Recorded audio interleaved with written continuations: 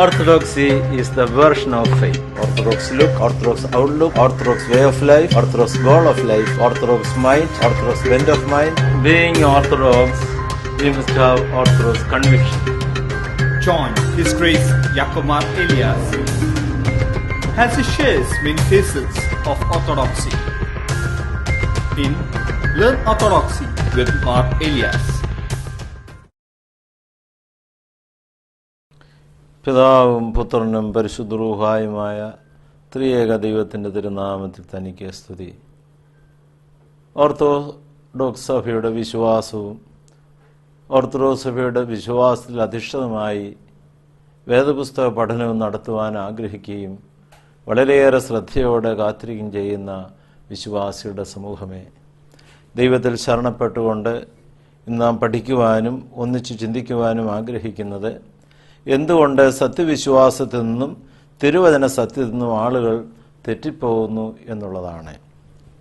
Y do people go astray from the true faith and from the true word of God?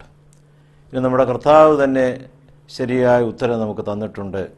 വിശുദ്ധ മത്തായിയുടെ സുവിശേഷം 22-ാം അധ്യായം 29-ാം വാക്യത്തിൽ ഇപ്രകാരം നാം വായിക്കുന്നു: നിങ്ങൾ തിരുവെഴുത്തുകളെയും ദൈവശക്തിയെയും അറിയായികൊണ്ട് തെറ്റിപ്പോകുന്നു. നിങ്ങൾ തിരുവെഴുത്തുകളെയും ദൈവശക്തിയെയും അറിയായികൊണ്ട് തെറ്റിപ്പോകുന്നു. You are wrong because you know neither the scriptures nor the power of God. Jesus answered them, you are wrong because you know neither the scriptures nor the power of God. നിങ്ങൾ തിരുവെഴുത്തുകളെയും ദൈവത്തിൻ്റെ ശക്തിയെയും അറിയായികയാൽ തെറ്റിപ്പോകുന്നു. തിരുവചനം എങ്ങനെയാണ് മനസ്സിലാക്കേണ്ടത്, എന്താണ് മനസ്സിലാക്കേണ്ടത് എന്ന് അതിൻ്റേതായ സതുദ്ദേശത്തിൽ മനസ്സിലാക്കുന്നില്ലെങ്കിൽ നാം തെറ്റിപ്പോകും. ദൈവത്തിൻ്റെ ശക്തി എന്താണ്, എന്തിനു വേണ്ടിയാണെന്ന് മനസ്സിലാക്കിയില്ലെങ്കിൽ നാം തെറ്റിപ്പോകും.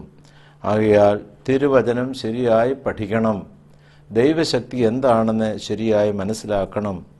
അതിനായി ദൈവം തമ്പുരാൻ നമ്മുടെ കണ്ണുകളെയും നമ്മുടെ ഹൃദയത്തെയും നമ്മുടെ ബുദ്ധിയെയും തുറന്നു തന്നേ പറ്റുകയുള്ളൂ. ആകയാൽ ദൈവമേ, തിരുവചനത്തിന് അത്ഭുതമാകുന്ന കാര്യങ്ങൾ കാണുവാൻ തക്കവണ്ണം ഞങ്ങളുടെ ഉൾക്കണ്ണുകളെ പ്രകാശിപ്പിക്കണമേ എന്ന് സങ്കീർത്തനം 119-18 വായിക്കുന്നത് പോലെ നാം പ്രാർത്ഥിക്കേണ്ടിയിരിക്കുന്നു. എമ്മാവുസിലേക്ക് പോയി ശിഷ്യന്മാരുടെ ബുദ്ധിയെ തുറന്ന കർത്താവെ, നമ്മുടെ ബുദ്ധിയെ തുറക്കണം. പൗലോസിൻ്റെ വചനം കേട്ട് ശ്രദ്ധിക്കേണ്ടതിന് ലുദിയയുടെ ഹൃദയത്തെ തുറന്ന കർത്താവെ, നമ്മുടെ ഹൃദയത്തെയും തുറക്കണം. അതുപോലെ തിരുവെഴുത്തുകളെ തിരിച്ചറിയേണ്ടതിന് ദൈവം ബുദ്ധിയെയും ഹൃദയങ്ങളെയും തുറന്നതുപോലെ കൂടുതൽ തിരുവെഴുത്തുകൾ, കൂടുതൽ ദൈവികമായ കാര്യങ്ങൾ ഉൾക്കൊള്ളുവാൻ ദൈവം സൃഷ്ടിച്ച് തുറന്ന ഹൃദയത്തെ ദൈവം തമ്പുരാൻ വിശാലമാക്കി തരണം. 119-ാം സങ്കീർത്തനം 32 നാം വായിക്കുന്നു: നീ എൻ്റെ ഹൃദയത്തെ വിശാലമാക്കുമ്പോൾ ഞാൻ നിൻ്റെ കൽപ്പനയുള്ള വഴിയെ ഓടും. ദൈവം നമ്മുടെ കണ്ണ് തുറക്കണം, ദൈവം നമ്മുടെ ബുദ്ധി തുറക്കണം, ദൈവം നമ്മുടെ ഹൃദയം തുറക്കണം, ദൈവം നമ്മുടെ ഹൃദയം വിശാലമാക്കണം. ദൈവം നമ്മുടെ ഹൃദയം തുറക്കുന്നില്ല എങ്കിൽ, ബുദ്ധി തുറക്കുന്നില്ല എങ്കിൽ, കണ്ണ് തുറക്കുന്നില്ല എങ്കിൽ സാത്താൻ നമ്മുടെ കണ്ണുകളെ തുറക്കും. ദൈവം തമ്പുരാൻ ഏദൻ തോട്ടത്തിൽ ആദ്യം മാതാപിതാക്കളോട് കൽപ്പിച്ചു, ഈ പഴം തിന്നരുത്, വിലക്കപ്പെട്ട കനി തിന്നരുത്, തിന്നുന്ന നാൾ നീ മരിക്കും. എന്നാൽ സാത്താൻ വന്നിട്ട് പറയുന്നു, നിങ്ങളുടെ കണ്ണ് തുറക്കും നിശ്ചയം, നിങ്ങൾ ആ പഴം തിന്നണം. തിന്നരുതെന്ന് പറഞ്ഞ പഴം സാത്താൻ്റെ പ്രലോഭനത്താൽ തിന്നപ്പോൾ കണ്ണു തുറന്നു, പക്ഷേ അവർ നഗ്നരാണെന്ന് അവർക്ക് തോന്നി. ദൈവമേ, നീ ഞങ്ങളുടെ കണ്ണ് തുറക്കണം. സാത്താൻ ഒരുക്കുന്ന കണ്ണ് തുറക്കുവാനോ, ഞങ്ങളുടെ ബുദ്ധി തുറക്കുവാനോ, ഞങ്ങളുടെ ഹൃദയം തുറക്കുവാനോ, ഞങ്ങളുടെ ഹൃദയത്തെ വിശാലമാക്കുവാനോ ഇടയാകരുത് എന്ന് നാം പ്രത്യേകമായിട്ട് പ്രാർത്ഥിക്കണം. ആകയാൽ തിരുവെഴുത്തുകൾ അതിൻ്റേതായ യഥാർത്ഥ സത്യത്തിൽ മനസ്സിലാക്കണമെങ്കിൽ ദൈവത്തിൻ്റെ കൃപയുണ്ടായെങ്കിൽ മാത്രമേ സാധിക്കത്തുള്ളൂ. നിങ്ങൾ തിരുവെഴുത്തുകളെയും ദൈവശക്തിയെയും അറിയാകിയാൽ തെറ്റിപ്പോകുന്നു. തിരുവെഴുത്തുകൾ നേരെ ചൊവ്വയെ അറിഞ്ഞ് ദൈവത്തിൻ്റെ ശക്തി എന്താണെന്ന് മനസ്സിലാക്കി സത്യവിശ്വാസത്തിലും ദൈവത്തിൻ്റെ സത്യവചനത്തിലും നിലനിൽക്കുവാൻ നമുക്കിടയായിത്തീരണം. നാം സത്യവിശ്വാസം നിന്ന് മാറിപ്പോകുന്നതിൻ്റെ മറ്റൊരു കാരണം കള്ളക്രിസ്തുക്കളും കള്ളപ്രവാചകന്മാരും ധാരാളമുണ്ട്. അവരെ വിശ്വസിക്കുന്നവരാണ് സത്യവഴിയിൽ നിന്ന് തെറ്റിപ്പോകുന്നത്.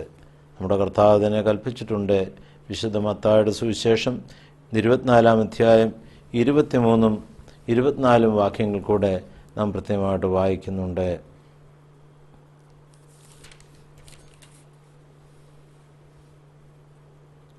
വിശുദ്ധ മത്തായിയുടെ സുവിശേഷം 24-ാം അധ്യായം 23-ഉം 24-ഉം വാക്യങ്ങളാണ്.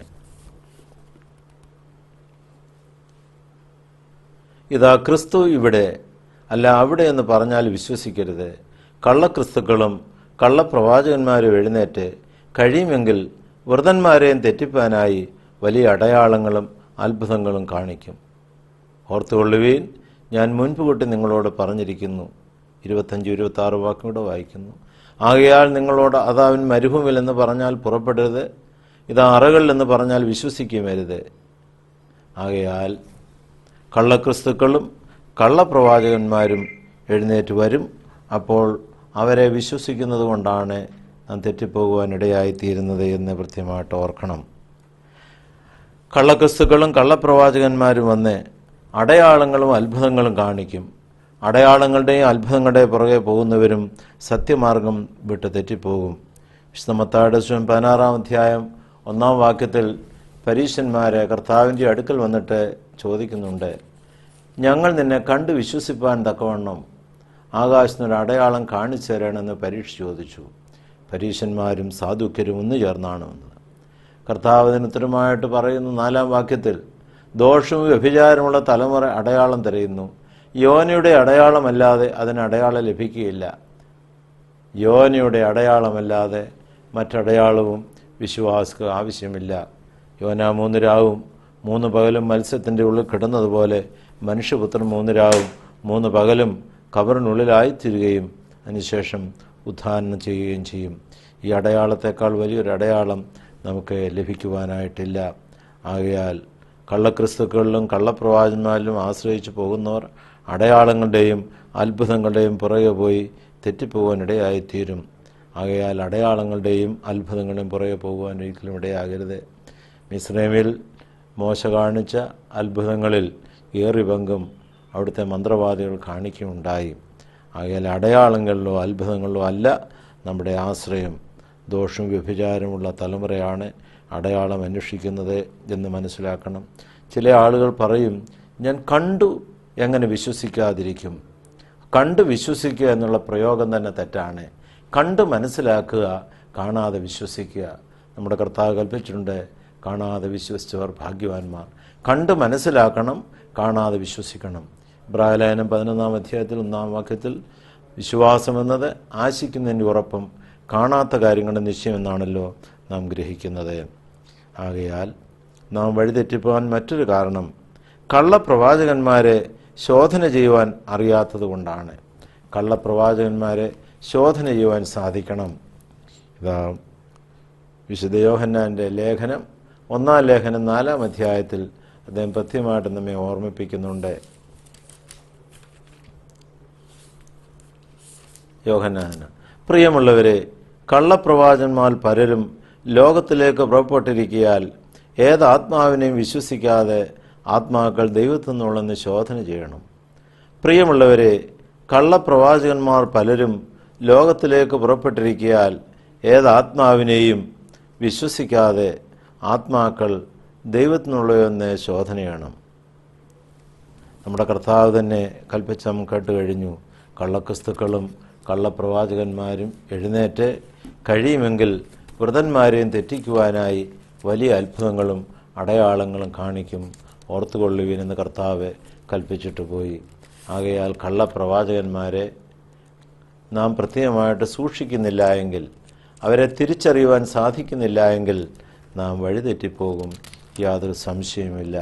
അങ്ങനെ വഴിതെറ്റാതിരിക്കുവാൻ നമ്മളവരെ സൂക്ഷിക്കണം. Beloved, do not believe every spirit, but test the spirits to see whether they are of God. For many false prophets have gone out into the world.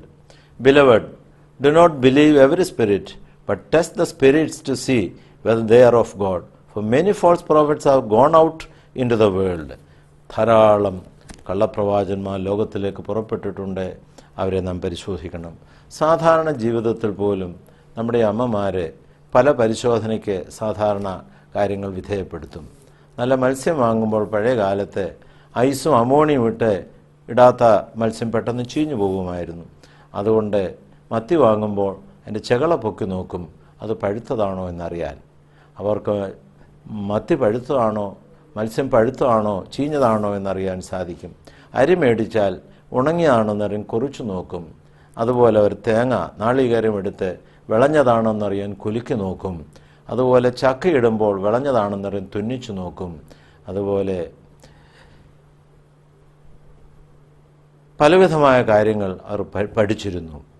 അവരെ ചട്ടി വാങ്ങുമ്പോൾ അത് പൊട്ടിയതാണെന്നറിയാൻ കൊട്ടി നോക്കുമായിരുന്നു.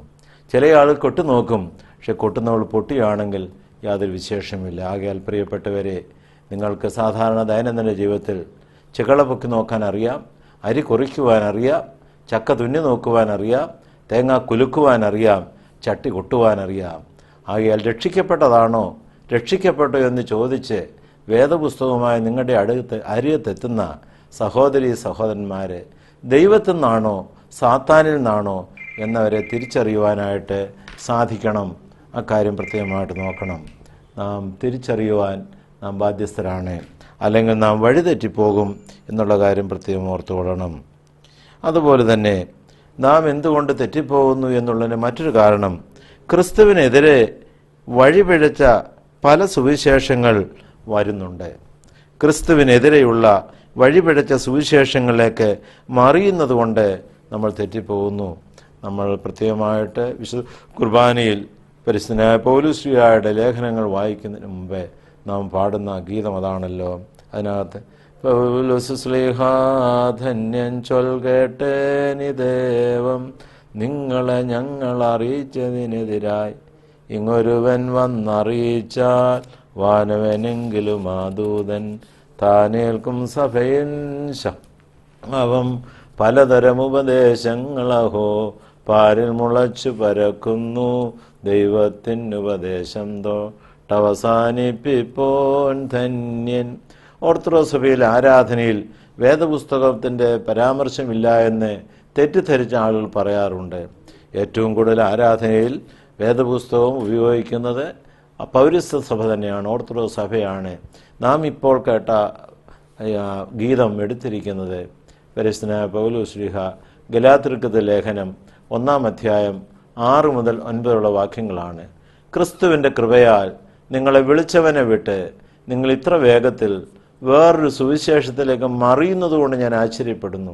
അത് വേറൊരു സുവിശേഷമെന്നല്ല, ചിലർ നിങ്ങളെ കലക്കി ക്രിസ്തുവിൻ്റെ സുവിശേഷം മറിച്ചു കളവാൻ ഇച്ഛിക്കുന്നു എന്നത്രേ. എന്നാൽ ഞങ്ങൾ നിങ്ങളോട് അറിയിച്ചതിന് വിപരീതമായി ഞങ്ങളാകട്ടെ സ്വർഗത്തു നിന്നൊരു ദൂതനാകട്ടെ നിങ്ങളോട് സുവിശേഷം അറിയിച്ചാൽ അവൻ ശപിക്കപ്പെട്ടവൻ. ഞങ്ങൾ മുൻ പറഞ്ഞതുപോലെ ഞാൻ ഇപ്പോൾ പിന്നെയും പറയുന്നു, നിങ്ങൾ കൈക്കൊണ്ട സുവിശേഷത്തിന് വിപരീതമായി ആരെങ്കിലും നിങ്ങളോട് സുവിശേഷം അറിയിച്ചാൽ അവൻ ശപിക്കപ്പെട്ടവൻ. പ്രിയപ്പെട്ടവരെ ശ്രദ്ധിക്കുക, ക്രിസ്തുവിൻ്റെ കൃപയാൽ നിങ്ങളെ വിളിച്ചവനെ വിട്ടിട്ട് നിങ്ങൾ ഇത്ര വേഗത്തിൽ വേറൊരു സുവിശേഷത്തിലേക്ക് മറിയുന്നത് കൊണ്ട് ഞാൻ ആശ്ചര്യപ്പെടുന്നു. പോവുകയല്ല, മറിഞ്ഞു പോവുകയാണ്. മറിയുന്നത് കൊണ്ട് ഞാൻ ആശ്ചര്യപ്പെടുന്നു. അത് വേറൊരു സുവിശേഷമെന്നല്ല, ചിലർ നിങ്ങളെ കലക്കി ക്രിസ്തുവിൻ്റെ സുവിശേഷം മറിച്ചു കളവാൻ ഇച്ഛിക്കുന്നു. ക്രിസ്തുവിൻ്റെ സുവിശേഷം ഒന്നേ ഉള്ളൂ, എന്നാൽ അതിനെതിരായി പലരുടെയും സുവിശേഷമുണ്ട്. വഴിപിഴച്ച സുവിശേഷങ്ങൾ സത്യദൈവം ഒന്നും അന്യദൈവങ്ങൾ അനേകരുമെന്ന് പറഞ്ഞതുപോലെ സത്യസുവിശേഷം ഒന്നും അതിനെതിരായി അനേക സുവിശേഷങ്ങളുമുണ്ട്. എന്നാൽ ഞങ്ങൾ നിങ്ങളോട് അറിയിച്ചതിന് വിപരീതമായി ഞങ്ങളാകട്ടെ സ്വർഗത്തു നിന്നൊരു ദൂതനാകട്ടെ നിങ്ങളോട് സുവിശേഷം അറിയിച്ചാൽ അവൻ ശപിക്കപ്പെട്ടവൻ. ഞങ്ങൾ മുൻ പറഞ്ഞതുപോലെ ഞാനിപ്പോൾ പിന്നെയും പറയുന്നു, നിങ്ങൾ കൈക്കൊണ്ട സുവിശേഷത്തിന് വിപരീതമായി ആരെങ്കിലും നിങ്ങളോട് സുവിശേഷം അറിയിച്ചാൽ അവൻ ശപിക്കപ്പെട്ടവൻ. കർത്താവിൽ പ്രിയരെ, ഇത് വളരെയേറെ ശ്രദ്ധിക്കണം. ഗലാത്യ ലേഖനം 1-ാം അധ്യായം 6 മുതൽ 9 വരെയുള്ള വാക്യങ്ങൾ പൗലോസ് അത്ഭുതപ്പെടുകയാണ്. I am astonished that you are so quickly deserting him who called you in the grace of Christ and turning to a different gospel. Not that there is another gospel, but there are some who trouble you and want to pervert the gospel of Christ. But even if we or an angel from heaven should preach to you a gospel contrary to that which we preach to you, let him be accursed. As we have said before, so now I say again, if anyone is preaching to you a gospel contrary to that which you received, let him be accursed. ഇവിടെ പറയുന്നു, not that there is another gospel, but there are some who trouble you and want to pervert the gospel of Christ. അവിടെയാണ് ഞാൻ orthodox വിശ്വാസം version ആണെന്ന് പറയുന്നത്. Orthodox faith is the version of faith. Catholic faith is the deviation of faith. Protestant faith is the diversion of faith. Pentecostal and independent faith is the distortion and perversion of faith എന്ന് പറയുന്നതിൻ്റെ കാര്യമാണ്. മറ്റുള്ള ക്രിസ്തുവിൻ്റെ സുവിശേഷത്തെ മറിച്ച് കളയാനായി they want to pervert you. അതുകൊണ്ടാണ് വഴിപിഴച്ച സുവിശേഷം സത്യവിശ്വാസം നമ്മെ വഴിതെറ്റിക്കുവാൻ ഇടയായിത്തീരും. ആകയാൽ പരിശുദ്ധ പൗലോസ്ലീഹയുടെ പ്രബോധനം നാം ഒരിക്കലും മറന്നു കളയരുത്. അത് മറന്നു കളഞ്ഞാൽ സത്യവിശ്വാസത്തിൽ നിന്ന് വഴുതിപ്പോകുവാൻ ഇടയായിത്തീരും. ആകയാൽ ശ്രദ്ധിക്കുക, പല പല കാരണങ്ങൾ കൊണ്ടാണ് നാം വഴിതെറ്റിപ്പോകുന്നത്. വീണ്ടും മറ്റൊരു കാരണം പരിശോധിച്ചാൽ, ഭക്തിയുടെ വേഷം ധരിച്ച് അതിൻ്റെ ശക്തിയെ ത്യജിച്ചു കളയുന്നവരുടെ സ്വാധീനത്തിൽ പെടുന്നത് മൂലമാണ് വഴിതെറ്റിപ്പോകാനിടയാകുന്നത്. ഭക്തിയുടെ വേഷം ധരിച്ച് അതിൻ്റെ ശക്തിയെ ത്യജിച്ചു കളയുന്നവരുടെ സ്വാധീനത്തിൽ പെടുന്നത് മൂലവും നാം വഴിപിഴച്ചു പോകുവാനിടയായിത്തീരും. പരിശുദ്ധനായ പൗലോസ്ലീഹ തീമോത്തിയോസിന് എഴുതിയ 2-ാം ലേഖനം 3 മുതൽ 12 വാക്യങ്ങൾ വളരെയേറെ വിസ്തരിച്ച് കൊടുക്കുന്നുണ്ട്. 2 തീമോത്തിയോസ് 3:1 മുതൽ 12 വരെ. അന്ത്യകാലത്ത് ദുർഘട സമയങ്ങൾ വരുമെന്നറിയുക. മനുഷ്യ സ്വസ്നേഹികളും ദ്രവ്യാഗ്രഹികളും വൻപ് പറയുന്നവരും അഹങ്കാരികളും ദൂഷകന്മാരും അമ്മയപ്പന്മാരെ അനുസരിക്കാത്തവരും നന്ദി കെട്ടവരും അശുദ്ധരും വാത്സല്യമില്ലാത്തവരും ഇണങ്ങാത്തവരും ഏഷണിക്കാരും അജിതേന്ദ്രിയന്മാരും ഉഗ്രന്മാരും സൽഗുണദോഷികളും ദ്രോഹികളും ധാർഷ്ട്യക്കാരും നിഗളികളുമായി ദൈവപ്രിയമില്ലാതെ ഭോഗപ്രിയരായി, ദൈവപ്രിയമല്ല ഭോഗപ്രിയം, നൊയമ്പ് നോക്കണ്ട, എന്തുമെന്നും കഴിക്കാം, വിലക്കപ്പെട്ടതൊന്നും അവർക്കില്ല, ദൈവപ്രിയമില്ലാതെ ഭോഗപ്രിയരായി ഭക്തിയുടെ വേഷം ധരിച്ച് അതിൻ്റെ ശക്തിയെ ത്യജിക്കുന്നവരുമായിരിക്കും. അങ്ങനെയുള്ളവരെ വിട്ടൊഴിയുക. വീടുകളിൽ നൂണുകടക്കുകയും പാപങ്ങളെ ചുമന്നുകൊണ്ട് നാനാമോഹങ്ങൾക്കും അധീനരായി എപ്പോഴും പഠിച്ചിട്ടും ഒരിക്കലും സത്യത്തിൻ്റെ പരിജ്ഞാനം പ്രാപിക്കാൻ കഴിയാത്ത പെണ്ണുങ്ങളെ സ്വാധീനമാക്കുകയും ചെയ്യുന്നവർ ഇക്കൂട്ടത്തിലാണ്. ഏദൻ തോട്ടത്തിൽ വെച്ച് സാത്താൻ ഹൗവായെ സ്വാധീനമാക്കിയതുപോലെ തന്നെ ഈ കൂട്ടരും നാനാമോഹങ്ങൾ പേറി നടക്കുന്ന പെണ്ണുങ്ങളെ സ്വാധീനമാക്കുന്നു. എന്നേസും എംബ്രേസും മോശയോട് എതിർത്ത് നിന്നതുപോലെ തന്നെ, അതായത് സത്യത്തോടും പൗരോഹിത്യത്തോടും എതിർത്ത് നിന്നതുപോലെ തന്നെ ഇവരും സത്യത്തോടും മറുത്തു നിൽക്കുന്നു. ദുർബുദ്ധികളും വിശ്വാസം സംബന്ധിച്ച് കൊള്ളരുതാത്തവരും അത്രേ. അവർ അധികം മുഴുക്കില്ല. മേൽപ്പറഞ്ഞവരുടെ ബുദ്ധികേട് എല്ലാവർക്കും വെളിപ്പെട്ടതുപോലെ ഇവരുടെ ബുദ്ധികേടും വെളിപ്പെടും. നീയോ എൻ്റെ ഉപദേശം, നടപ്പ്, ഉദ്ദേശം, വിശ്വാസം, ദീർഘക്ഷമ, സ്നേഹം, സഹിഷ്ണുത എന്നിവയും അന്ത്യോക്യയിലും ഇക്യോനിലും ലുസ്ത്രയിലും എനിക്ക് സംഭവിച്ച ഉപദ്രവവും കഷ്ടാനുഭവവും കണ്ടറിഞ്ഞിരിക്കുന്നു. ഞാൻ എന്തെല്ലാം ഉപദ്രവം സഹിച്ചു, അതെല്ലാറ്റിൽ നിന്നും കർത്താവിനെ വിടിച്ചു. എന്നാൽ ക്രിസ്തുയേശുവിൽ ഭക്തിയോടെ ജീവിപ്പാൻ മനസ്സുള്ളവർക്കെല്ലാം ഉപദ്രവം ഉണ്ടാകും. ഈ സത്യം നാം ഗ്രഹിക്കണം. അതുകൊണ്ടാണ് തിരുവചന സത്യം ഗ്രഹിക്കാത്തവർ തെറ്റിപ്പോകുന്നത്. എന്നാൽ ക്രിസ്തുയേശുവിൽ ഭക്തിയോടെ ജീവിപ്പാൻ മനസ്സുള്ളവർക്കെല്ലാം ഉപദ്രവം ഉണ്ടാകും. ഈ സത്യം നാം ഗ്രഹിക്കണം. നാം പ്രായപൂർത്തിയായിട്ട് മുതിർന്നവരായി എവിടെയെങ്കിലും പോയി മുങ്ങി മുതിർന്നതിന് ശേഷം സത്യം അറിയാൻ തുടങ്ങിയവരല്ല. ബാല്യം മുതൽ അറിഞ്ഞ സത്യത്തിൽ നിലനിൽക്കണം. നാം ബാല്യം മുതൽ അറിഞ്ഞ സത്യത്തിൽ നിലനിൽക്കുന്നില്ലെങ്കിൽ തെറ്റിപ്പോകുവാനിടയായിത്തീരും. അതുകൊണ്ട് തീമോത്തിയോസിന്റെ അതേ ലേഖനത്തിൽ തന്നെ അതേ അധ്യായം 2 തീമോത്തിയോസ് 3:14-15 വാക്യങ്ങൾ, നീയോ ഇന്നവരോട് പഠിച്ചുവെന്നും ഓർക്കുകയും ക്രിസ്തുയേശുവിലുള്ള വിശ്വാസത്താൽ നിന്നെ രക്ഷയ്ക്ക് ജ്ഞാനിയാക്കുവാൻ മതിയായ തിരുവെഴുത്തുകളെ ബാല്യം മുതൽ അറിയുകയും ചെയ്യുന്നതുകൊണ്ട് നീ പഠിച്ചും നിശ്ചയിച്ചും പ്രാപിച്ചും ഇരിക്കുന്നതിൽ നിലനിൽക്കുക. ബാല്യം മുതൽ അറിഞ്ഞ സത്യമാണിത്. നീ ബാല്യം മുതൽ അറിയുകയും ചെയ്യുന്നതുകൊണ്ട് നീ പഠിച്ചും നിശ്ചയം പ്രാപിച്ചും ഇരിക്കുന്നതിൽ നിൽക്കുക. ബാല്യം മുതൽ അറിഞ്ഞ സത്യവിശ്വാസവും സത്യവചനവും അതിൽ നിലനിൽക്കുന്നില്ല എങ്കിൽ നാം തെറ്റിപ്പോകും. അങ്ങനെ വഴി തെറ്റിപ്പോകുവാൻ ഇടയായിത്തീരരുത്. നാം തെറ്റിപ്പോകുവാൻ മറ്റൊരു കാരണം ദുരുപദേഷ്ടാക്കന്മാരുടെ സ്വാധീനത്തിൽ രക്ഷകനായ ക്രിസ്തുവിനെ തള്ളിക്കളയുന്നത് മൂലമാണ്. 2 പത്രോസ് 2:1-3 വാക്യങ്ങൾ ശ്രദ്ധേയമാണ്. 2 പത്രോസ് 2 അധ്യായം മുഴുവൻ കള്ളപ്രവാചകന്മാരെ സംബന്ധിക്കുന്നതാണ്. സുദീർഘമായി ഇവിടെ വിവരിക്കുന്നില്ല. നിങ്ങൾ സൗകര്യം പോലെ അത് വായിച്ച് മനസ്സിലാക്കണം. 2 പത്രോസ് 2 അധ്യായം മുഴുവൻ ശ്രദ്ധയോടെ വായിക്കണം. അതിലാദ്യത്തെ 3 വാക്യങ്ങൾ മാത്രം ഇവിടെ പരാമർശിക്കുന്നു. എന്നാൽ കള്ളപ്രവാചകന്മാരും ജനത്തിൻ്റെ ഇടയിലുണ്ടായിരുന്നു. അങ്ങനെ നിങ്ങളുടെ ഇടയിലും ദുരുപദേഷ്ടാക്കന്മാർ ഉണ്ടാകും. അവർ നാശകരമായ മതഭേദങ്ങൾ നുഴയിച്ച് തങ്ങളെ വിലയ്ക്ക് വാങ്ങിയ നാഥനെ തള്ളിപ്പറഞ്ഞ് തങ്ങൾക്ക് തന്നെ ശീഘ്രനാശം വരുത്തും. അവരുടെ ദുഷ്കാമ പ്രവൃത്തികളെ പലരും അനുകരിക്കും. അവർ നിമിത്തം സത്യമാർഗം ദുഷിക്കപ്പെടും. അവർ ദ്രവ്യാഗ്രഹത്തിൽ കൗശലവാക്ക് പറഞ്ഞ് നിങ്ങളെ വാണിഭമാക്കും.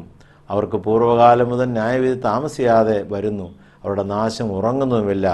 നമ്മുടെ കർത്താവിനെ തള്ളിപ്പറഞ്ഞ തൻ്റെ ശിഷ്യ സമൂഹത്തിൽപ്പെട്ട യൂദാസ് തൻ്റെ സ്വന്തം നാശം ആത്മഹത്യയിൽ കൂടെ പ്രാപിച്ചതുപോലെ ഇവരും സ്വനാശം പ്രാപിക്കുന്നവരായിത്തീരും. ആകയാൽ ദുരുപദേഷ്ടാക്കന്മാരുടെ സ്വാധീനത്തിൽ രക്ഷകനായ ക്രിസ്തുവിനെ തള്ളിക്കളയുവാൻ ഒരിക്കലും ഇടയായിത്തീരരുത്. നമ്മുടെ വിശ്വാസത്തിൽ നാം മാറിപ്പോകുവാൻ ഒരു കാരണം വിശ്വാസത്തോടൊപ്പം ദൈവം തരുന്ന ദാനമാണ് ദിവ്യമായ കഷ്ടാനുഭവം എന്ന തിരുവചന സത്യം ഗ്രഹിക്കാത്തത് മൂലമാണ്. സത്യവിശ്വാസിക്ക് ദൈവം കൊടുക്കുന്ന ദാനമാണ് ദിവ്യ കഷ്ടാനുഭവം. ഫിലിപ്പിയ ലേഖനം 1 അധ്യായം 29 വാക്യത്തിൽ നാം പ്രത്യേകം വായിക്കുന്നുണ്ട്, ക്രിസ്തുവിൽ വിശ്വസിപ്പാൻ മാത്രമല്ല അവനു വേണ്ടി കഷ്ടം അനുഭവിപ്പാനും നിങ്ങൾക്ക് വരം ലഭിച്ചിരിക്കുന്നു. ക്രിസ്തുവിൽ വിശ്വസിപ്പാൻ മാത്രമല്ല അവനു വേണ്ടി കഷ്ടം അനുഭവിക്കുവാനും നിങ്ങൾക്ക് വരം ലഭിച്ചിരിക്കുന്നു. തങ്ക കഷ്ടതകൾ സഹിപ്പാനും പ്രാപ്തിത. തങ്ക കഷ്ടതയാണ് ക്രിസ്തുവിൽ വിശ്വസിക്കുന്നവർക്ക് ദൈവം ദാനമായി കൊടുക്കുന്ന ദിവ്യ കഷ്ടാനുഭവം നാം സഹിച്ചെങ്കിൽ മാത്രമേ സാധിക്കത്തുള്ളൂ. ആകയാൽ കഷ്ടതയോട് ചേർന്ന് ദൈവം വിശ്വാസികൾക്ക് തരുന്ന വിലപ്പെട്ട സമ്മാനമാണ് കഷ്ടത എന്ന് പറയുന്നത് നാം മനസ്സിലാക്കണം. വെളിപാട് പുസ്തകം 7 അധ്യായം വായിക്കുമ്പോൾ വെള്ള നിലയങ്കി ധരിച്ച ഒരു കൂട്ടം ആളുകൾ ദൈവസിംഹാസനം മുൻപിൽ ആരാധിക്കുന്നു. അവരെവിടാണ് ആരാധിക്കുന്നത്? നമ്മുടെ വിശുദ്ധ കുർബാനയിൽ പ്രുമിയോനിൽ നാം വായിക്കുന്നത് ഈ ഭാഗത്തു നിന്നാണ്. വെളിപാട് പുസ്തകം 7 അധ്യായം 12 വാക്യമാണത്.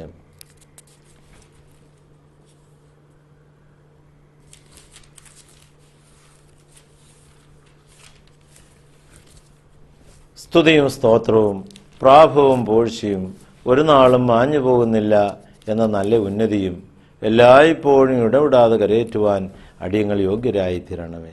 ആമേൻ. നമ്മുടെ ദൈവത്തിന് എന്നേക്ക് സ്തുതിയും മഹത്വവും ജ്ഞാനവും സ്തോത്രവും ബഹുമാനവും ശക്തിയും ബലവും ആമേൻ എന്ന് പറഞ്ഞ് ദൈവത്തെ നമസ്കരിച്ചു. നമ്മുടെ സഭയിൽ നമസ്കാരം എന്നുള്ള വാക്കാണ് നാം സാധാരണ പ്രാർത്ഥനയേക്കാൾ ഉപരി നമസ്കാരമാണ്. ദൈവത്തെ നമസ്കരിച്ചു. മൂപ്പന്മാരിലൊരുത്തനോട്, മൂപ്പന്മാരില്ല മഹാപുരോഹിതന്മാരൊരുത്തനോട് വെള്ള നിലയങ്കി ധരിച്ചിരിക്കുന്ന ഇവർ ആർ?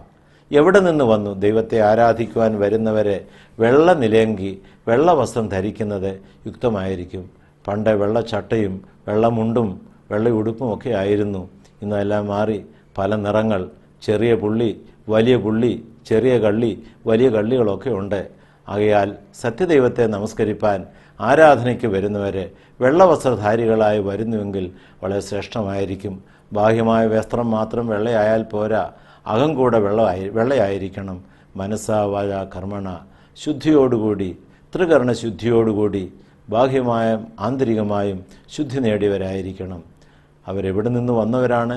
യജമാനെ അറിയുമല്ലോ എന്ന് ഞാൻ പറഞ്ഞതിന് അവൻ എന്നോട് പറഞ്ഞു, ഇവർ മഹാകഷ്ടത്തിൽ നിന്ന് വന്നവർ, കുഞ്ഞാടിൻ്റെ രക്തത്തിൽ തങ്ങളുടെ അങ്കി അലക്കി വെളുപ്പിച്ചിരിക്കുന്നു. ഇവർ മഹാകഷ്ടത്തിൽ നിന്ന് വന്നവരാണ്, കുഞ്ഞാടിൻ്റെ രക്തത്തിൽ അങ്കി വെളുപ്പിച്ചവരാണ്. രക്തത്തിൽ മുക്കുമ്പോൾ അങ്കി ചുമക്കുകയാണ് ചെയ്യുന്നത്. ഇവിടെ എന്താണ് കുഞ്ഞാടിൻ്റെ രക്തത്തിൽ അങ്കി വെളുപ്പിച്ചവരെന്ന് പറയുന്നത്? കർത്താവേശുമിശിഹായുടെ തിരുശരക്തങ്ങളാകുന്ന വിശുദ്ധ കുർബാനയിൽ പങ്കാളികളായി, കൗദാശ രഹസ്യങ്ങളിൽ പങ്കാളികളായി ജീവിത വിശുദ്ധി നേടി, ആ ജീവിത വിശുദ്ധി കൊണ്ട് പീഡിപ്പിക്കപ്പെട്ടവരാണ്. നീതിക്ക് വേണ്ടി പീഡിപ്പിക്കപ്പെട്ടവരെ നിങ്ങൾ ഭാഗ്യവാന്മാർ, സ്വർഗരാജ്യം നിങ്ങൾക്കുള്ളതാണ്. The crown of righteousness is only for those who are persecuted for righteousness. നീതിക്ക് വേണ്ടി പീഡിപ്പിക്കപ്പെടുന്നവർക്കുള്ളതാണ് നീതിയുടെ കിരീടം എന്നുള്ള കാര്യം ഓർക്കണം. സത്യവിശ്വാസത്തിൽ സ്ഥിരമായി നിലനിൽക്കുകയും അതുമൂലം നേരിടുന്ന കഷ്ടങ്ങളിൽ ധീരതയോടെ മുന്നേറുകയും ചെയ്യുന്നവർക്ക് മാത്രമേ സ്വർഗരാജ്യത്തിൽ പ്രവേശനമുള്ളൂ എന്ന് നാം പ്രത്യേകമായിട്ട് ഓർത്തുകൊള്ളണം. അപ്പോസ്തല പ്രവൃത്തികൾ 14-ാം അധ്യായം 22-ാം വാക്യത്തിൽ ഇത് പ്രത്യേകമായി രേഖപ്പെടുത്തിയിട്ടുണ്ട്. വിശ്വാസം നിലനിൽക്കണമെന്നും അനേക കഷ്ടങ്ങളിലൂടെ ദൈവരാജ്യത്തിൽ കടക്കേണ്ടതാണെന്നും പ്രബോധിപ്പിച്ച് ശിഷ്യന്മാരുടെ മനസ്സുറപ്പിച്ചു. വിശ്വാസത്തിൽ നിലനിൽക്കണമെന്നും അനേക കഷ്ടങ്ങളിലൂടെ ദൈവരാജ്യത്തിൽ കടക്കേണ്ടതാണെന്നും പ്രബോധിപ്പിച്ച് ശിഷ്യന്മാരുടെ മനസ്സുറപ്പിച്ചു. ദൈവരാജ്യത്തിലേക്കുള്ള മാർഗം കഷ്ടതയുടെ മാർഗമാണ്, അല്ലാതെ മറ്റൊരു മാർഗമില്ല. നമ്മുടെ കർത്താവ് നമ്മെ രക്ഷിക്കുവാനായി മനുഷ്യാവതാരം ചെയ്തു. താൻ ഇവിടെ നിന്ന് തിരികെ പോയത് ക്രൂശ് മരണത്തിലൂടെയാണ്, കഷ്ടാനുഭവത്തിലൂടെയാണ്. കർത്താവിന് പോലും കഷ്ടാനുഭവം അത്യന്താപേക്ഷിതമായിരുന്നുവെങ്കിൽ നമുക്ക് എത്രയെത്രയോ അത്യന്താപേക്ഷിതമാണ് എന്ന് നാം മനസ്സിലാക്കണം. ദൈവത്തെ അറിയുമ്പോൾ നേരിടേണ്ടി വരുന്ന കഷ്ടതകൾ നിർഭാഗ്യമാണെന്ന് സാത്താൻ നമ്മെ പറഞ്ഞ് തെറ്റിദ്ധരിപ്പിച്ച് സത്യവഴിയിൽ നമ്മൾ മാറിപ്പോകുവാൻ ഇടയായിത്തീരും. അങ്ങനെ ഒരിക്കലും ഇടയായിത്തീരരുത്. Strengthening the souls of the disciples, exhorting them to continue in the faith, and saying that through many tribulations we must enter the kingdom of God. Strengthening the souls of the disciples, exhorting them to continue in the faith, and saying that through many tribulations we must enter the kingdom of God. വിശ്വാസത്തിൽ നിലനിൽക്കണം. Steadfastness in faith and courage in suffering, these are the two marks of true believers. വിശ്വാസത്തിൽ സ്ഥിരതയും കഷ്ടങ്ങളിൽ ധീരതയും. Steadfastness in faith and courage in suffering, these are the true marks of the true believers. നമ്മൾ മനസ്സിലാക്കണം. അല്ല, ദൈവത്തെ അറിയുമ്പോൾ കഷ്ടങ്ങൾ മാറിപ്പോവുകയല്ല, കഷ്ടങ്ങൾ നേരിടുകയാണ് ചെയ്യേണ്ടത്. Christian life is not passing over suffering but passing through suffering. Christian life is not passing over suffering but passing through suffering. കഷ്ടതയെ കടന്നു പോകുന്നല്ല ക്രിസ്തീയ ജീവിതം, കഷ്ടതയിലൂടെ കടന്നു പോകുന്നതാണ് ക്രിസ്തീയ ജീവിതം എന്നുള്ള കാര്യം ഒരിക്കലും നാം മറന്നു പോകരുത്. ആകയാൽ ക്രിസ്തീയ ജീവിതത്തിൽ അടുത്ത് വരുന്നവർക്ക് കഷ്ടത സുനിശ്ചയമാണ്. ദൈവമാതാവ് കഷ്ടപ്പെട്ടു, യേശു ക്രിസ്തു കഷ്ടപ്പെട്ടു, പൗലോസ് കഷ്ടപ്പെട്ടു, നമ്മുടെ കർത്താവിൻ്റെ മുന്നോടിയായ യോഹന്നാൻ മാർദാന പീഡിപ്പിക്കപ്പെട്ടു, കൊല്ലപ്പെട്ടു, വാളാൽ കൊല്ലപ്പെട്ടു. ആകയാൽ ഓർക്കണം, കർത്താവിൻ്റെ മുന്നോടിയായ യോഹന്നാൻ കൊല്ലപ്പെടുകയാണ് ചെയ്യപ്പെട്ടത്. പൗലോസ് കർത്താവിൻ്റെ ജീവിതത്തിൽ അനുകരിച്ചതുകൊണ്ട് പൗലോസിന് വേദനകളെ, പ്രയാസങ്ങളെ ഒരുപാട് സഹിക്കേണ്ടതായിട്ട് വന്നു. തനിക്ക് ജഡത്തിലൊരു ശൂലം, അത് മാറിക്കിട്ടുവാൻ തക്കവണ്ണം മുട്ടിപ്പായിട്ട് പ്രാർത്ഥിച്ചു. 3 പ്രാവശ്യം മാറിക്കൊടുത്തില്ല. Saint Paul prayed 3 times that this thorn may be taken away. But the answer was, my grace is sufficient for you. മുട്ടിപ്പായിട്ട് 3 പ്രാവശ്യം പ്രാർത്ഥിച്ചിട്ടും തൻ്റെ ജഡത്തിലെ മുള്ള് മാറ്റിക്കിട്ടുന്നില്ല. എൻ്റെ കൃപ നിനക്ക് മതി, അത് ബലഹീനന് തികഞ്ഞു വരും എന്ന് കർത്താവിനെ പഠിപ്പിക്കുന്നു. പൗലോസിനെ ജീവിതത്തിൽ മുള്ളാണ് ദൈവം സമ്മാനിക്കുന്നത്. പരിശുദ്ധ ദൈവമാതാവിൻ്റെ ജീവിതത്തിൽ ഹൃദയത്തിൽ വാളാണ് കിട്ടുന്നത്. വേദനിച്ചുകൊണ്ട് വേണം ജീവിതം മുഴുവൻ. നിന്റെ പ്രാണനിൽ കൂടി ഒരു വാൾ കടക്കും എന്നുള്ള വിശുദ്ധ ലൂക്കോസ് 2-ാം അധ്യായത്തിൽ നാം വായിക്കുന്നുണ്ട്. പൗലോസിന് മുള്ളാണെങ്കിൽ മാതാവിൻ്റെ ഹൃദയത്തിൽ വാളാണ്. യേശു ക്രിസ്തുവിൻ്റെ തലയിൽ മുൾക്കിരീടമാണ്. ആ മുൾക്കിരീടം നമ്മൾ സഹിച്ചെങ്കിൽ മാത്രമേ സാധിക്കത്തുള്ളൂ. ദൈവസ്നേഹത്തിൻ്റെ മറുവശമാണ് സഹിഷ്ണുത. 2 തെസ്സലോനിക്കർ 3-ാം അധ്യായം 5-ാം വാക്യത്തിൽ ഇപ്രകാരം വായിക്കുന്നു: കർത്താവ് താൻ നിങ്ങളുടെ ഹൃദയത്തെ ദൈവത്തിൻ്റെ സ്നേഹത്തിലേക്കും ക്രിസ്തുവിൻ്റെ സഹിഷ്ണുതയിലേക്കും നടത്തുമാറാകട്ടെ. May the Lord direct to hearts into the love of God and into the patience of Christ. May the Lord direct to hearts into the love of God and into the patience of Christ. കർത്താവ് താൻ നിങ്ങളുടെ ഹൃദയങ്ങളെ ദൈവത്തിൻ്റെ സ്നേഹത്തിലേക്കും ക്രിസ്തുവിൻ്റെ സഹിഷ്ണുതയിലേക്കും നടത്തുമാറാകട്ടെ. സ്നേഹത്തിൻ്റെ മറുവശമാണ് സഹിഷ്ണുത, സഹനം. നാം കുരിശ് വരയ്ക്കണം, കുരിശ് ധരിക്കണം, കുരിശ് വഹിക്കണം, കുരിശ് സഹിക്കണം. കുരിശ് വരയ്ക്കുകയും കുരിശ് ധരിക്കുകയും കുരിശ് വഹിക്കുകയും കുരിശ് സഹിക്കുകയും ചെയ്യണം. നമ്മുടെ കർത്താവ് തനിയാണ് ഈ കുരിശ് വഹിച്ചത്. വെള്ളിയാഴ്ച ദിവസം സന്ധ്യാപ്രാർത്ഥനയിൽ കാനൂനിക നമസ്കാരത്തിൽ നാം ഇപ്രകാരം പാടുന്നുണ്ട്: അഖിലാണ്ടത്തെ വഹിച്ചോനെ ഹന്ത വഹിച്ചു കുരിശുമരം, പ്രാണപ്രദനാം പ്രാണമയൻ തനിയെ രുചിച്ചു മരണത്തെ, അതിരിൻ പിടികളിൽ അമരാത്തോ സൃഷ്ടിക്കൊക്കെയുമളവറ്റോ, ഖബറിലമർന്നു മരേതപുരേ മരുവി ലോകമഹാവീരൻ. കർത്താവ് സഹിച്ച കഷ്ടത നമ്മുടെ രക്ഷയ്ക്ക് വേണ്ടിയായിരുന്നു, നമ്മെ ശുദ്ധീകരിക്കുവാൻ വേണ്ടിയാണ്. ഓശാന സന്ധ്യയ്ക്ക് പ്രുമിയോൻ സദറായിൽ നാം കേൾക്കുന്നുണ്ട്: പരിശുദ്ധവും രക്ഷാകരമായ കഷ്ടാനുഭവമേ സമാധാനത്താലേ വരിക. പരിശുദ്ധവും രക്ഷാകരമായ കഷ്ടാനുഭവമേ സമാധാനത്താലേ വരിക. കഷ്ടതയില്ലെങ്കിൽ വിശ്വാസികളാ നാം തെറ്റിപ്പോകാനിടയായിത്തീരും. കഷ്ടതയില്ലെങ്കിൽ തിരുവചനം പഠിക്കുവാൻ ഒരിക്കലും നമുക്ക് തോന്നുകയില്ല. ആകയാൽ തിരുവചനത്തിൽ നിലനിൽക്കുവാനും കഷ്ടങ്ങൾ കൂടെ തെറ്റിപ്പോകാതിരിക്കാനും ഇത് നമുക്ക് തരും. 119 സങ്കീർത്തനം 67-71 വാക്യം വളരെ ശ്രദ്ധേയമാണ്. 67 വാക്യം: കഷ്ടതയിലാകുന്നതിന് മുമ്പേ ഞാൻ തെറ്റിപ്പോയി, ഇപ്പോഴും നിൻ്റെ ചട്ടങ്ങളെ ഞാൻ പ്രമാണിക്കുന്നു. കഷ്ടതയിലാകുന്നതിന് മുമ്പേ ഞാൻ തെറ്റിപ്പോയി, ഇപ്പോൾ നിൻ്റെ വചനത്തെ പ്രമാണിക്കുന്നു. നിൻ്റെ ചട്ടങ്ങൾ പഠിപ്പാൻ തക്കവണ്ണം കഷ്ടതയിലായതെനിക്ക് ഏറെ ഗുണം. It was good that I was afflicted that I may learn the statutes. Before I was afflicted I went astray. ആകയാൽ വഴിതെറ്റിപ്പോകാതിരിക്കാൻ ദൈവം തമ്പുരാൻ സ്നേഹിക്കുന്ന മക്കൾക്ക് കൊടുക്കുന്ന ഒരു വലിയ സമ്മാനമാണ് കഷ്ടത. Suffering is the best gift of God. Suffering is not negative and destructive, it is creative and positive എന്ന് പ്രത്യേകമായിട്ട് മനസ്സിലാക്കണം. ജീവിതത്തിൽ ഒരുപാട് കയ്പിൻ്റെ അനുഭവങ്ങൾ കടന്നു പോകേണ്ടി വരും. മലയാള സംസ്കാരത്തിൽ, കേരളത്തിൽ നമ്മൾ സദ്യയ്ക്ക് പോകുമ്പോൾ വെജിറ്റേറിയൻ സദ്യയിൽ പ്രഥമൻ നമുക്ക് തരും പായസം. അതിനോട് തൊട്ടുകൂട്ടാൻ തരുന്നത് കയ്പുള്ള നാരങ്ങ അച്ചാറാണ്. Bitter things makes life better. So bitter is not bitter, bitter is better. Bitter things makes life better. So bitter is not bitter, bitter is better. മൂത്തവർ ചൊല്ലും: മുതു നെല്ലിക്ക ആദ്യം കഴിക്കും പിന്നെ മധുരിക്കും.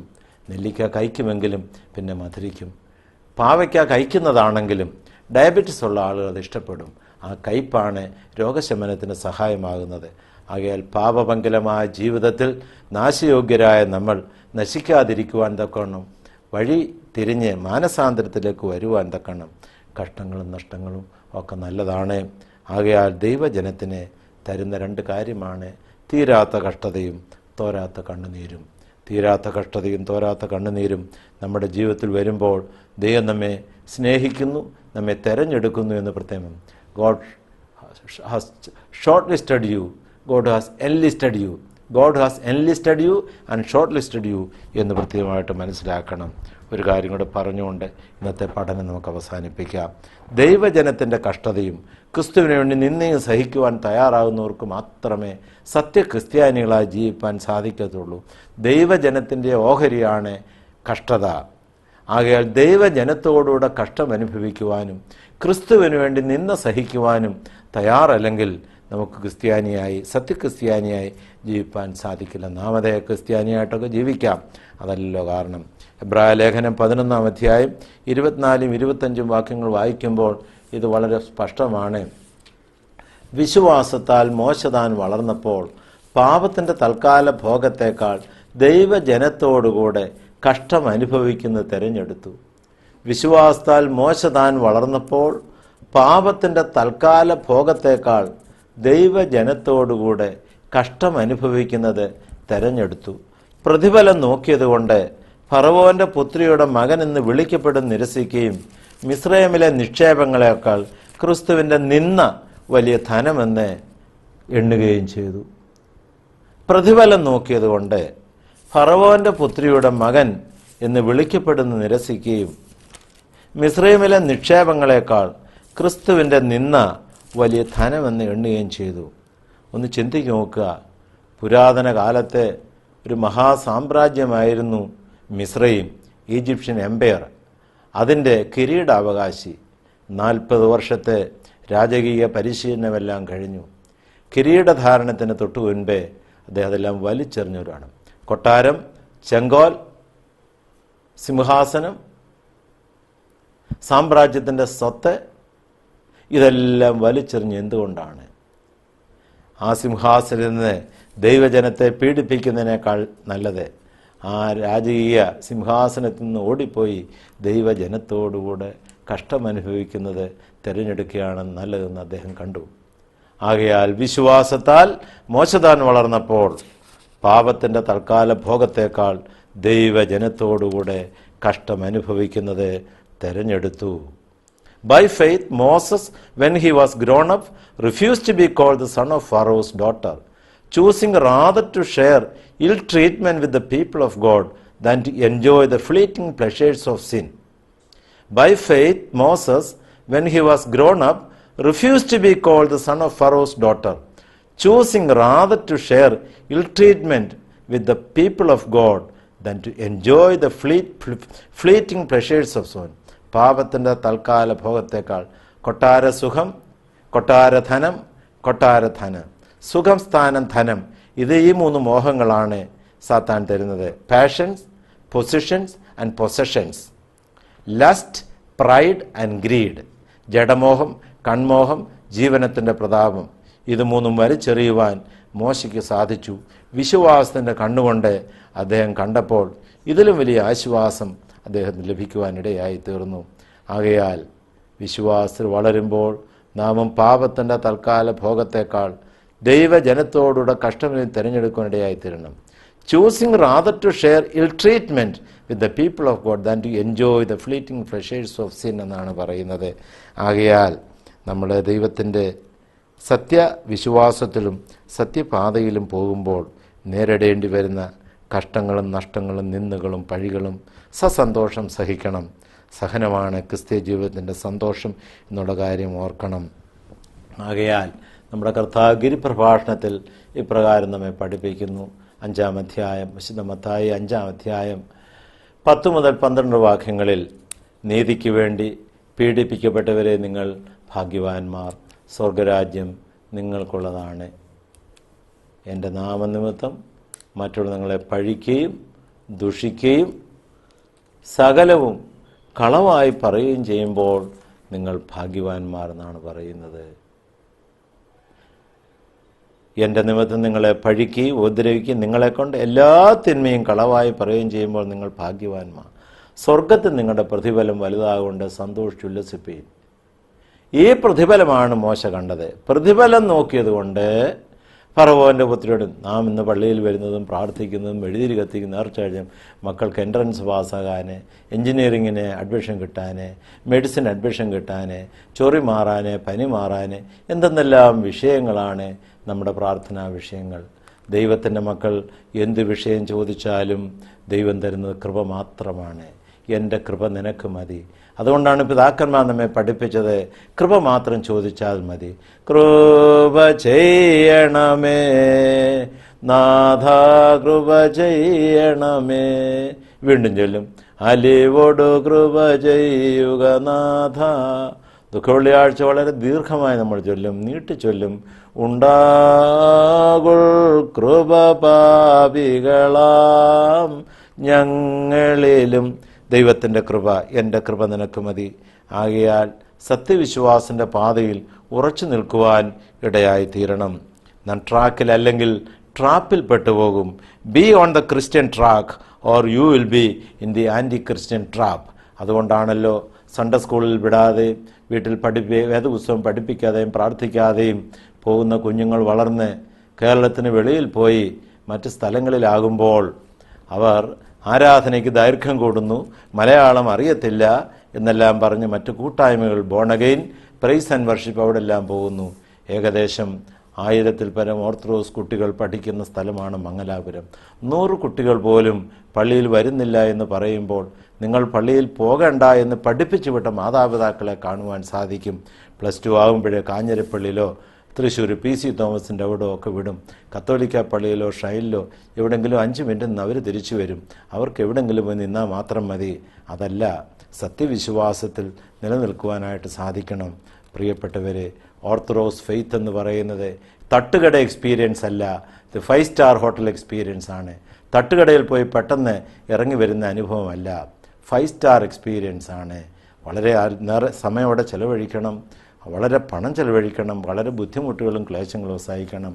ഓർത്തഡോക്സ് ഫെയ്ത്ത് ഈസ് ലൈക്ക് ഡയമണ്ടായി തീരുന്നത് കരിക്കട്ടയാണെങ്കിലും കരിക്കട്ട വളരെ വളരെ ആയിരക്കണക്കിന് വർഷം മണ്ണിൻ്റെ അടിയിൽ കിടന്ന് സമ്മർദ്ദവും ചൂടുമേറ്റ് അത് വെളിയിൽ വരുന്നു. അതുപോലെ വളരെയേറെ കഷ്ടങ്ങളും നഷ്ടങ്ങളും നിന്ദകളും പഴികളും സഹിച്ച് സത്യവിശ്വാസത്തിൽ സ്ഥിരമായി നിന്ന് കഷ്ടങ്ങളിൽ ധീരതയോടെ ഏറ്റുവാങ്ങി ഡയമണ്ട് പോലെ പ്രശോഭിക്കുന്നവരാണ് ഓർത്തഡോക്സ് സത്യവിശ്വാസികൾ. അവരാണ് സഹതന്മാർ, അവരാണ് പരിശുദ്ധന്മാർ. അവർ ഭൗതികമായ ജീവിതം നയിച്ചവരല്ലായിരുന്നു.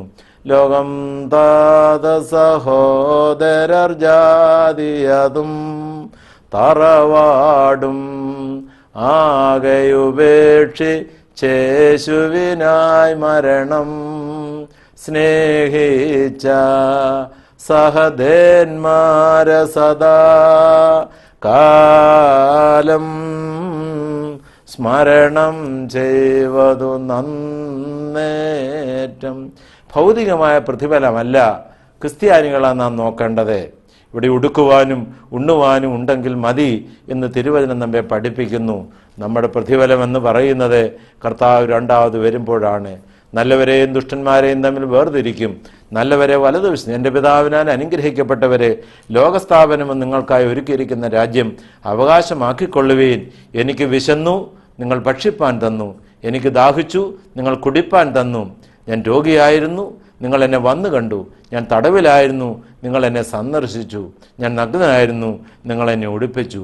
ഈ പാവപ്പെട്ടവന് ചെയ്തതെല്ലാം എനിക്ക് ചെയ്തതാകുന്നു. ആകയാൽ ജീവിത വിശുദ്ധി, സൽഗുണപൂർണത, മനസ്സലിവ്, മാനസാന്തരം ഇവയിൽ കൂടെ കടന്നു പോവുകയാണെങ്കിൽ കർത്താവിൻ്റെ വലത്തുഭാഗത്തെ മഹത്വത്തിന് നാം പങ്കാളികളാക്കും. വിശുദ്ധ കുർബാന ചൊല്ലുന്നതിന് കുർബാന പരസ്യമായി തൊട്ടു മുൻപേ നാം ചൊല്ലുന്നതാണല്ലോ, നിന്റെ മഹത്വമുദീക്കും നാൾ നിൽക്കണമവർ വലഭാഗത്തിൽ. ഇപ്രകാരം കഷ്ടമനുഭവിക്കുവാൻ തയ്യാറാകാത്തവർ സാത്താൻ്റെ പിന്നാലെ പോകും. നമ്മുടെ കർത്താവ് കഷ്ടപ്പെട്ട് മരിച്ച് ഉയർത്തെഴുന്നേൽക്കുന്ന കാര്യങ്ങളെക്കുറിച്ച് പറഞ്ഞപ്പോൾ പത്രോസ് പറയുന്നു, കർത്താവേ, നിനക്കൊരിക്കലും അത് സംഭവിക്കരുതേ. ഉടനെ കർത്താവ് പത്രോസിനെ വിളിക്കുന്നു, സാത്താനെ, നീ എന്നെ വിട്ടുപോകും. സാത്താനെ, കഷ്ടം ആവശ്യമില്ല എന്നും കഷ്ടം മാറ്റിത്തരാമെന്നും പത്രോസിൻ്റെ കൂടെ സാത്താൻ പറഞ്ഞപ്പോൾ അവനെ സാത്താൻ എന്ന് വിളിക്കുന്നു. കഷ്ടം ആവശ്യമില്ല എന്നും കഷ്ടം മാറ്റിത്തരാമെന്നുമെല്ലാം നമ്മുടെ ആരെങ്കിലും വന്ന് പറഞ്ഞാൽ ക്രിസ്തുവിൻ്റെ അനുയായികളല്ല, അന്തിക്രിസ്തുവിൻ്റെ അനുയായികളാണ്. നമ്മുടെ ജീവിതത്തിൽ മുള്ളുകൾ ധാരാളം ഉണ്ടാകും. നമ്മുടെ പുരയിടത്തിന് മുള്ളുവേലിയിടും സംരക്ഷണത്തിനാണ്. മുള്ളം പന്നിക്ക് മുള്ള് അതിൻ്റെ സംരക്ഷണത്തിനാണ്. റോസാച്ചെടിക്ക് മുള്ള് അതിൻ്റെ സംരക്ഷണത്തിനാണ്. ആകയാൽ റോസാച്ചെടിയുടെ മുഴുവൻ മുള്ളുകളാണ്. ആ മുള്ളുകൾ അതിൻ്റെ സംരക്ഷണത്തിനായതുപോലെ ക്രിസ്തീയ ജീവിതത്തിൽ മുള്ളുകളും കുരിശുകളും ധാരാളം ഉണ്ടാകും. നമ്മുടെ ആത്മാവിൻ്റെ സംരക്ഷണത്തിന് വേണ്ടിയാണ്, ആത്മാവിൻ്റെ രക്ഷയ്ക്ക് വേണ്ടിയാണെന്ന് ഓർക്കണം. ആകയാൽ സത്യവിശ്വാസം നിലനിൽക്കണം, തിരുവചന സത്യം ഗ്രഹിക്കണം, ഒരിക്കലും മാറിപ്പോകുവാൻ തെറ്റിപ്പോകാൻ ഇടയാകരുത്. ചുരുക്കമായ 10 കാര്യങ്ങളാണ് ഞാനിവിടെ ഓർമ്മിപ്പിച്ചത്. എന്തുകൊണ്ട് സത്യവിശ്വാസത്തിൽ നിന്നും തിരുവചന സത്യം നാം മാറിപ്പോകുന്നു? 1, നിങ്ങൾ ദൈവശക്തിയെയും തിരുവചനത്തെയും അറിയായതുകൊണ്ട്. 2, കള്ളക്രിസ്തുക്കളിലും കള്ളപ്രവാചകനിലും വിശ്വസിക്കുന്നത് കൊണ്ട്. 3, അവർ കാട്ടുന്ന അടയാളങ്ങളും അത്ഭുതങ്ങളും അന്വേഷിച്ചു പോകുന്നത് കൊണ്ട്. 4, കള്ളപ്രവാചകന്മാരെ ശോധന ചെയ്യുവാൻ അറിയാത്തത് കൊണ്ട്. 5, ക്രിസ്തുവിനെതിരെയുള്ള വഴിപിഴച്ച മറ്റു പല സുവിശേഷങ്ങളിലേക്കും മറിഞ്ഞു പോകുന്നതുകൊണ്ട്. 6, ഭക്തിയുടെ വേഷം ധരിച്ച് അതിൻ്റെ ശക്തി ത്യജിച്ചു കളയുന്നവരുടെ സ്വാധീനത്തിൽ പെടുന്നത് മൂലം. 7, ബാല്യം മുതൽ അറിഞ്ഞ സത്യത്തിൽ നിലനിൽക്കാത്തതുകൊണ്ട്. 8, ദുർപദേഷ്ടാക്കന്മാരുടെ സ്വാധീനത്തിൽ രക്ഷകനായ ക്രിസ്തുവിനെ തള്ളിക്കളയുന്നത് മൂലം. 9, വിശ്വാസത്തോടൊപ്പം ദൈവം തരുന്ന ദാനമാണ് ദിവ്യ കഷ്ടാനുഭവം എന്ന തിരുവചന സത്യം ഗ്രഹിക്കാത്തതിലൂടെ. 10, ദൈവജനത്തിൻ്റെ കഷ്ടതയും ക്രിസ്തുവിന് വേണ്ടി നിന്നെയും സഹിക്കാൻ സാധിക്കാത്തത് മൂലം. ആകയാൽ ഈ വിധമായ കാര്യങ്ങൾ വേണ്ട വിധം ഗ്രഹിച്ച് സത്യവിശ്വാസം നിലനിന്ന് ഘട്ടങ്ങളിൽ ധീരതയോടെ മുന്നേറി ദൈവരാജ്യത്തിൽ ചെന്ന് ചേർന്ന് വിശുദ്ധന്മാരോടും ശുദ്ധിയോടും ചേർന്ന് മാലാഖമാരോട് ചേർന്ന് ദൈവത്തെ സ്തുതിക്കുവാൻ തക്കവണ്ണം ദൈവം തമ്പുരാൻ നമ്മെ സഹായിക്കട്ടെ. ഈ പഠനം അതിന് സഹായിക്കുന്നെങ്കിൽ നാം ധന്യരായി തീർന്നു. ഈ വിധത്തിൽ ജീവിക്കുവാനും ദൈവരാജ്യത്തിൽ മഹത്വത്തിന് പങ്കാളികളായിത്തീരുവാൻ നമ്മുടെ പൂർവികരായ വിശുദ്ധരോടൊപ്പം നിങ്ങളോടൊപ്പം ബലഹീനായ നമുക്കും ഇടയായിത്തീരുവാൻ നിങ്ങൾ പ്രത്യേകം പ്രാർത്ഥിക്കണമെന്ന് അപേക്ഷിച്ചുകൊണ്ടും നമ്മുടെ ഇന്നത്തെ പഠനം അവസാനിപ്പിക്കുന്നു. ദൈവത്തിൻ്റെ നാമം മഹത്വപ്പെടുമാറാകട്ടെ. ആമേൻ.